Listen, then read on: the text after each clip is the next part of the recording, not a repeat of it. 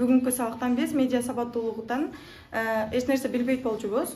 Көп нерсени билип алдык. Бул жерде биз коронавирус жөнүндө билсек, айта кетсек, эгерде коронавирус 1 же 2 метрден метр аркада жанаша турбаса, коронавирус жугушу мүмкүн. Коронавирус, эмдөө, туура тамактануу, өздүк гигиена, сергек жашоо образын калыптандыруу. Бул темаларга жашообузда анча маани бербегенибиз менен биздин бакубат жашообуз үчүн өтө маанилүү. Бул багытта ЮНИСЕФтин колдоосу менен кезектеги маалыматтык жолугушуу өттү.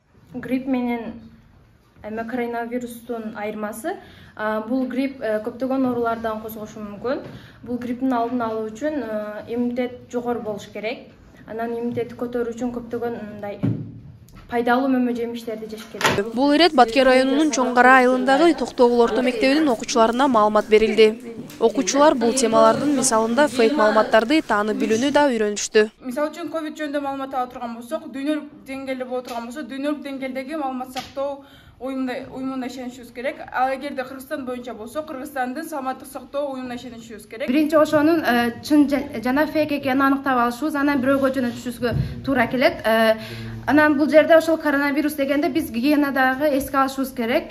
Гигиенада адамдын сүйлөгөнүндө, эгерде бир адам грипп болуп, ал соо адам менен сүйлөшкөндө 2 метр аракта сүйлөш керек жана оозунда сөзсүз түрдө ошол бет маскасы болуш керек.